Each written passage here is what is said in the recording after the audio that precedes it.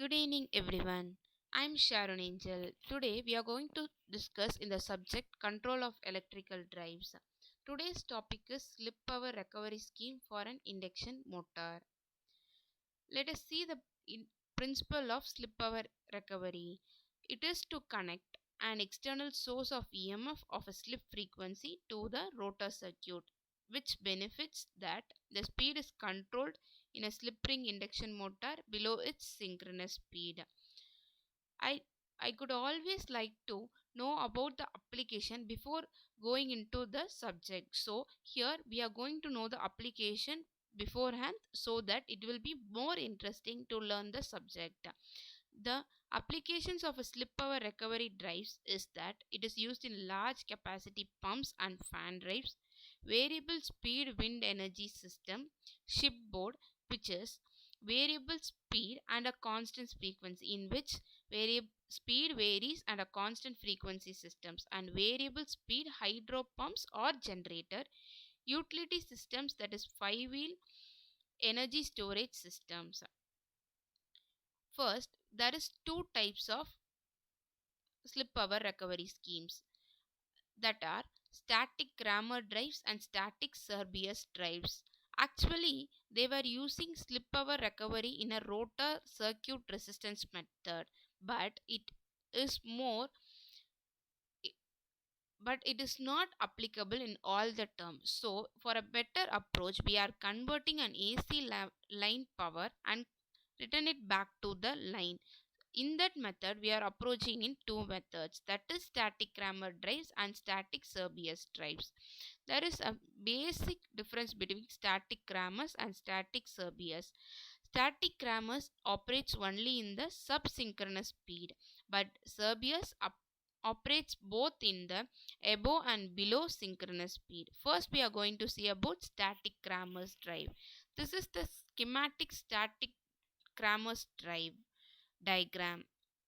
Here in the circuit, the slip power from the rotor omega circuit is converted to a DC voltage, which is VD diode rectifier by the diode rectifier. The inductor LD filters the ripple present in the DC voltage VD. This DC voltage is then converted to an AC voltage at a line frequency 50 Hz using a line commutated inverter and pumped back to the AC source. This drive offers a constant torque operation. So, this is the basic phasor diagram that is referred to the stator. In this, you will see the terms, which is Vs, Is, Vrf, Im and omega.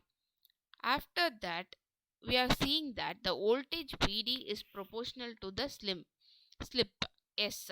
Vd is that voltage, diode voltage, and also the current Id, which is diode's current, is proportional to the torque. Keep this in your mind so that at a particular speed the inverter's fire angle can be decreased by decreasing the inverter's voltage.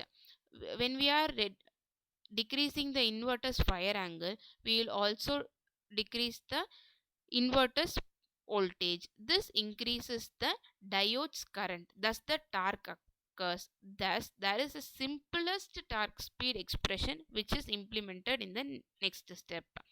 Here, we are first calculating Vd. Vd is equal to 1.35 slip. The S is equal to slip VL divided by N1. N1 is stator to rotor turns ratio.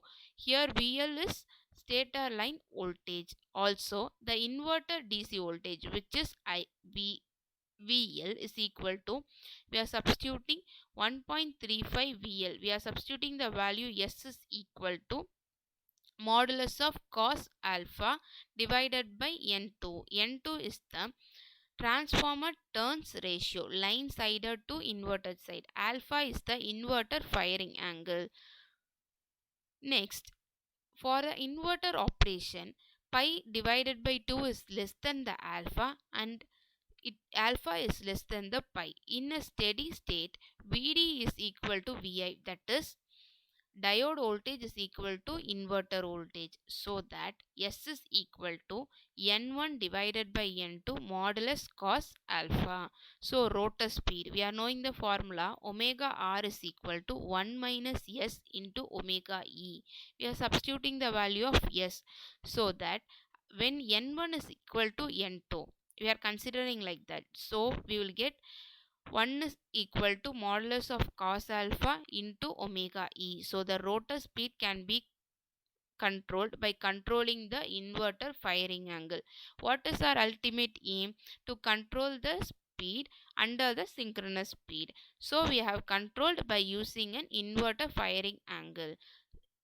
From this, we are coming to know that when alpha is equal to pi, omega r will be 0. At the same time, when alpha is equal to pi by 2, omega r is equal to omega e. It is shown that Te is equal to P divided by 2 1.3 VL divided by omega E N1 ID. This is the torque expression, torque speed curve. This is the diagram, phasor diagram of the static drive at a rated voltage. Next, we are going to see about static Serbius. The major thing which make us to move on to static Serbius is it can be operated above the synchronous speed too. This is a regenerative motor operation in which slip power in the rotor to flow in a reverse direction. Few things which we are going to know about the Serbius is it has two types, DC link Serbius and cycloconverter Serbius drive. A DC link Serbius drive, that is, it is control the speed below the synchronous speed, and when we are seeing on cycloconverter, it converts above the synchronous speed. First, basically, we are going to see about DC link. This is the DC link Serbius drive. We are just converting a diode to one thyristor so that we can be using it in the Serbius method. Next, one of the limitation in about topology, that is when we are converting a diode directly to a thyristor, there is a limitation that the commutation of mission side converter becomes difficult in synchronous speed because of the excessive commutation angle overlap. So the line commutated cycloconverter can overcome. So to overcome this limitation, we are introducing a cycloconverter Serbius drive.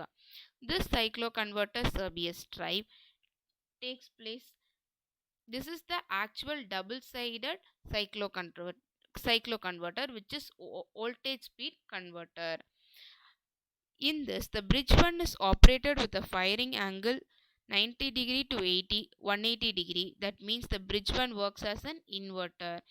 But in a bridge 1 in a firing angle, bridge 2 is operated from 0 to 90 degree, which it works as a rectifier.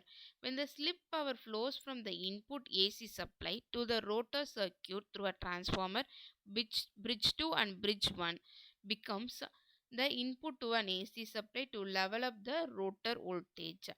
From this diagram, we are coming to know about the Serbius drive.